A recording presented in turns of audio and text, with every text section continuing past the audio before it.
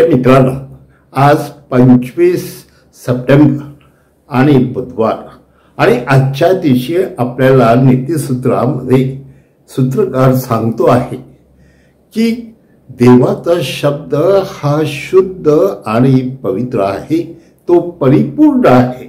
त्यामुळे त्याच्यामध्ये तुम्ही काही कमी जास्त करू नका, त्यात काही वाढवू नका किंवा काही कमी करू नका आणि स्वतः देवापेक्षा अधिक शहाणे बनू नका। हो माझ्या प्रिय बंधू भगिनींनो, खरोखर हा एक शहाणपणाचा विचार आपल्याला दिलेला आहे। कदाचित आपल्याला जाणवेल की प्रभू येशू ख्रिस्ताच्या काळामध्ये शास्त्री परिचित लोक हे त्या देवाच्या शब्दामध्ये थोडासा बदल करून स्वतःच्या सोयीनुसार ते लोकांना शिकवत असत, परंतु येशू मात्र स्वतः सांगतो आहे की मी त्या देवाच्या शब्दाचा काना किंवा मात्रा देखील कमी करू इच्छित नाही, तर मी तो रद्द करण्यास नाही तर पूर्ण करण्यास आलेलो आहे। आणि म्हणून प्रत्येक माणसाने आपण जो देवाचा शब्द ऐकतो आणि तो आपल्या जीवनात गिरवतो त्याप्रमाणे आपण वागून जर देवाचा शब्द पूर्ण केला तर देवाला आनंद आहे। आणि म्हणून हा सूत्रकार देखील आपल्याला सांगतो आहे की माणसाने ही परमेश्वराचं शहाणपण स्वीकारून अगदी नम्र व्हावं आणि त्याप्रमाणे आज्ञाधारक बनून देवाचा शब्द आपल्या कृतीत उतरावा। माझ्या प्रिय बंधूंनो, एक महत्वाची गोष्ट आपल्या लक्षात येईल की ज्या वेळेला परमेश्वर आपल्या सर्वांना सगळ्या आपल्या देणग्या पुरवतो त्यावेळेला तो आपल्याला दरिद्रही बनवत नाही आणि फार गर्विष्ठही बनवत नाही।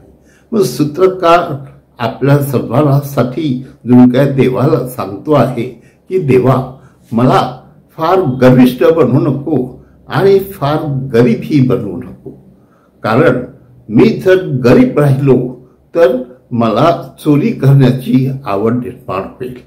मी जर गर्विष्ठ बनलो तर मी जगात कुणाला मानणार नाही, परमेश्वराला देखील मानणार नाही। आणि ह्या दोन गोष्टीपासून आपण सर्वजण सुरक्षित असणे हे आवश्यक आहे।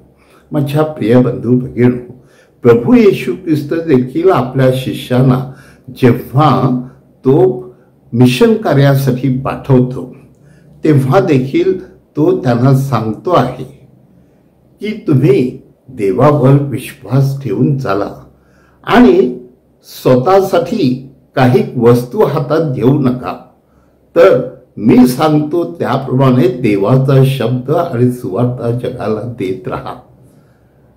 मात्र हे करत असताना तुम्ही तुमच्या खाण्यापिण्याचा विचार न करता तुम्ही जिथे कुठे जाल आणि ते लोक जे देतील ते खा प्या आणि त्यानुसार पुढे चाला।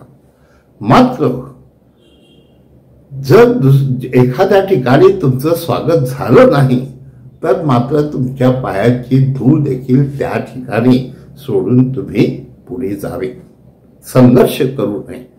माझ्या प्रिय बंधू भगिनींनो, या सुवार्तेमध्ये प्रभू येशू ख्रिस्त महत्वाच्या गोष्टी सांगत आहे।